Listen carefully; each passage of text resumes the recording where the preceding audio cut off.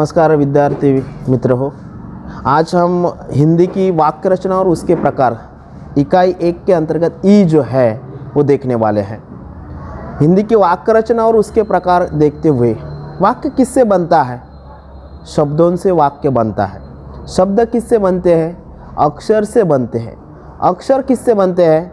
स्वर और व्यंजन से बनते हैं। और स्वर और व्यंजन जो है ध्वनियों से आ जाती है। जैसे कि स्वर अ, आ, ई, ये जो है स्वर यानी कि जो ध्वनियाँ आ जाती है या हवा हम फेंकते हैं बाहर, उसे स्वर कहा जाता है। इससे बनते हैं अक्षर, अक्षर से उसके बाद में शब्द, शब्द के बाद वाक्य की रचना होती है और उसके बाद हम देखते हैं एक परिच्छेद हो जाता है और पूरी किताब हम पढ़ लेते हैं। जो वाक्य रचना है उसमें आने वाले जो शब्द आपको प्रयुक्त दिखाई देते हैं उसे क्या कहा जाता है? उसे पद कहा जाता है। वाक्य में प्रयुक्त होने वाले शब्द को क्या कहा जाता है? पद कहा जाता है। ऐसा क्यों? जैसे कि राम ने मारा, राम मारा, ये दो शब्द आपको तो दिखाई देते हैं, लेकिन राम ने मारा, ने भी एक शब्द है जिसे प्रत्यय कहा जाता है। तो राम ने मारा। उसके बाद हम देखेंगे कि राम ने रावण को मारा, राम ने रावण को मारा, यहाँ पर भी ने शब्द आ जाता है। तो इसलिए इस शब्द के अंतर्गत यानी कि वाक्य के अंतर्गत आने वाले शब्दों को क्या कहा जाता है? पद कहा जाता है। ध्यान से देखिए, इसे शब्द अलग है, पूर्ण अर्थ जो है आपको दिखाई देगा इस शब्द का, लेकिन वाक्य में प्रयुक्त होने के बाद उसे पद कहा जाता है। अभी पतंजलि ने कहा है कि पूर्ण अर्थ की प्रतीति करने वाले शब्द समूह को क्या कहा जाता है? वाक्य कहा जाता है।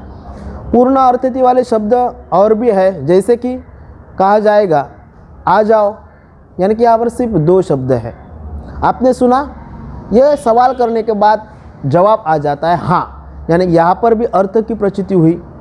इसका मतलब है कि एक शब्द भी कभी कभी क्या हो जाता है, जो वाक्य बन जाता है, उसका अर्थ हम प्रतीति ले लेते हैं, इसी वजह से उसे वाक्य कहा जाता है। लेकिन कुछ हद तक एक बात ठीक हो सकती है, लेकिन वाक्य उस पद समूह को कहते हैं जो श्रोता के प्रति वक्ता के वक्तव्य भाव के बोधन में समर्थ हो।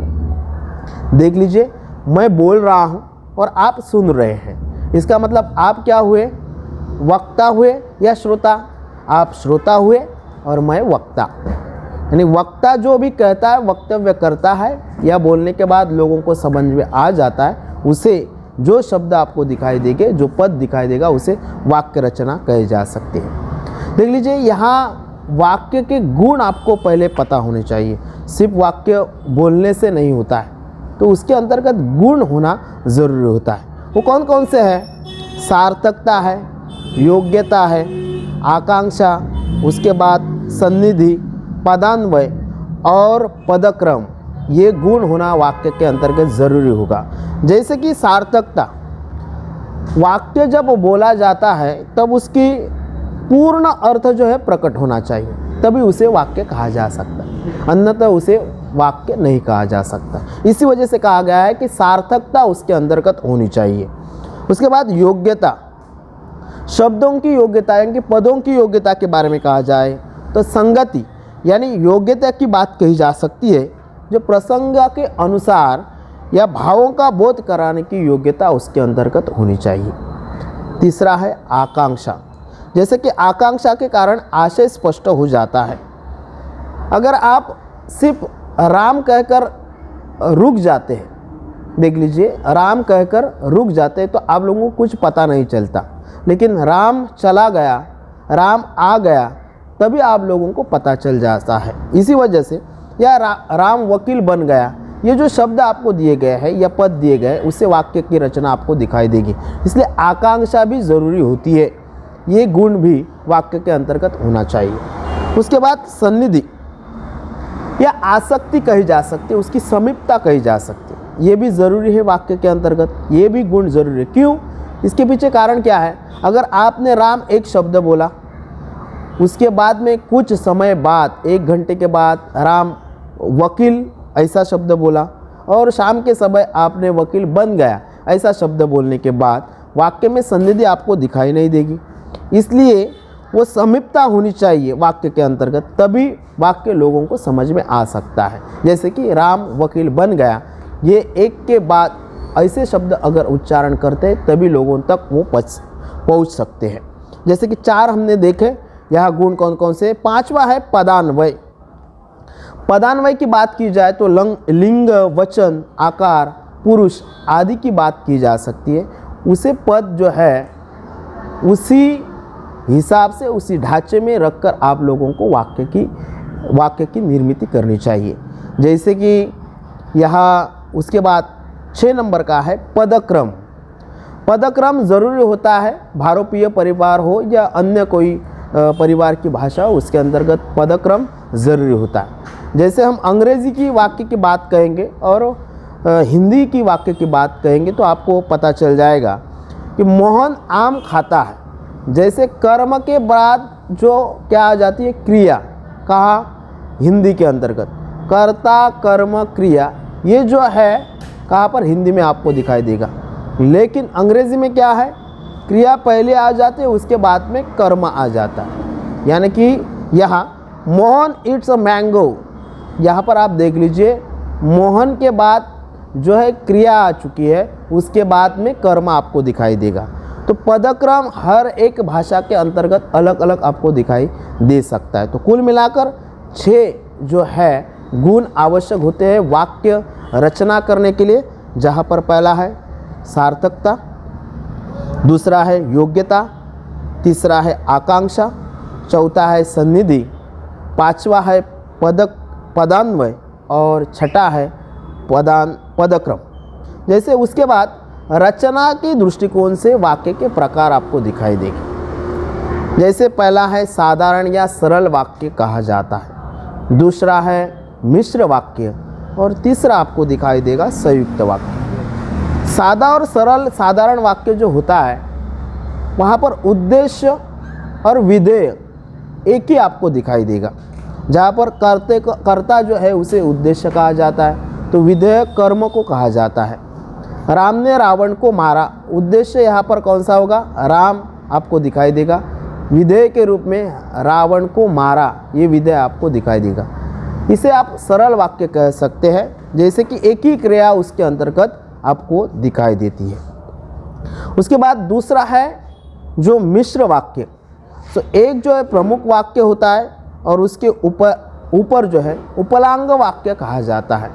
मुख्य वाक्य के अनुसार दूसरा वाक्य उसे जोड़ दिया जाता है, उसे मिश्र वाक्य कहा जा सकता है।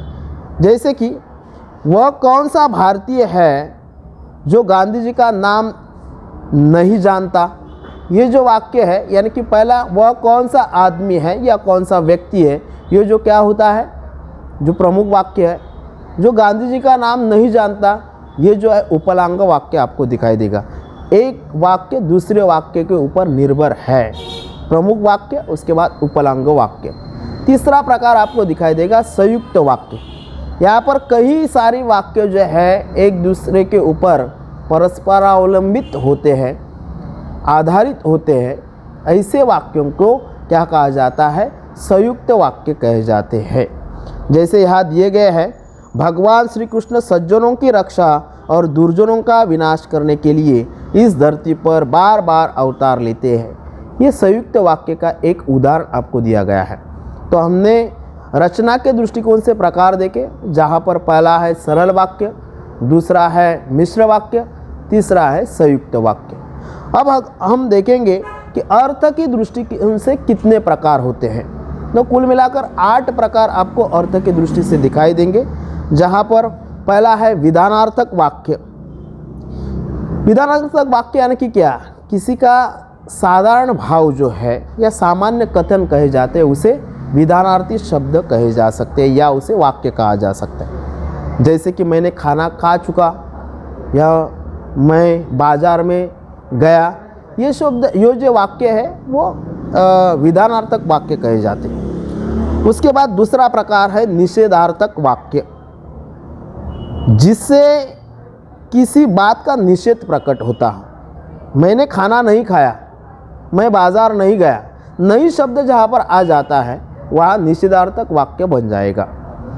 तीसरा है आज्ञार्थक, यानी कि आदेश दिया जाता है वो आज्ञार्थक शब्द कहे जाते हैं, वाक्य कहा जा सकता है। जैसे कि यह काम आज ही होना चाहिए, तुम इधर आ जाओ, तुम बाज़ार में जाओ, ये जो शब्द आपको दिखाई देंगे, वाक्य दिखाई देता है, वो आज्ञार्थक वाक्य है, आदेश का पालन करना या किसी को आदेश देना।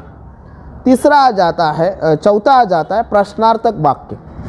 जैसे कि आपने खाना खाया, प्रश्न पूछा गया है, आपने अध्ययन किया, प्रश्न पूछा गया है, तो इसे प्रश्नार्थक वाक्य कहा जाता है। उसके बाद पांचवा है विस्मयादि बोधक, जिसमें विस्मय, आश्चर्य आदि का बोध होता है, उसे विस्मयादि बोधक कहते हैं। अरे रे ये क्या हुआ, यानी कि यहाँ पर आश्चर्य प्रकट हुआ। आहा कितना सुंदर महल है, इसमें क्या हो जाता है, आश्चर्य प्रकट हो जाता है। ये जो उद्गारवाचक चिन्ह लगाकर जो भी आपको वाक्य दिखाई देंगे वो विस्मयादि बोधक वाक्य कहे जाते हैं। उसके बाद 6 नंबर का है इच्छार्थक वाक्य। जैसे कि किसी भगवान के पास हम इच्छा प्रकट करते हैं, उसे इच्छार्थक कहा जाता है। और आशीर्वाद के तौर पर कुछ शब्द कहे जाते हैं, जैसे तुम्हें लंबी उम्र जो है मिले, इसका मतलब क्या है, इच्छा हमने जाहिर की भगवान के यहाँ कि इसे लंबी उम्र मिल जाए। उसके बाद संदेहार्थक वाक्य, संदेह का बोझ जहाँ पर होता है उसे संदेहार्थक वाक्य कहे जाता है। शायद ये होगा, शायद बारिश हो जाएगी, शायद वो घर पहुँच जाएगा, ये जो है वो संदेहार्थक शब्द कहे जाते हैं। उसके बाद संकेतार्थक वाक्य, संकेतार्थक यानी अगर ये होता है तो निश्चित तौर पर ये हो सकता है, ये क्रिया हो सकती है। अगर ये खिलाड़ी खेलता है तो मैच जीत सकता है, अगर वो नहीं खेलता तो शायद मैच नहीं जीत सकते। ये जो है संकेतार्थक के तौर पर माना जाता है। जैसे कि अगर बारिश हो जाती है तो खेती अच्छी हो सकती थी, यानी कि बारिश नहीं हुई, संकेतार्थक के तौर पर क्या कहा जा सकता है, ये भी एक वाक्य का प्रकार है। समझ लीजिए यहाँ पर 8 प्रकार हमने देखे, उसमें से भाव या अर्थ के दृष्टिकोण से 8 प्रकार है।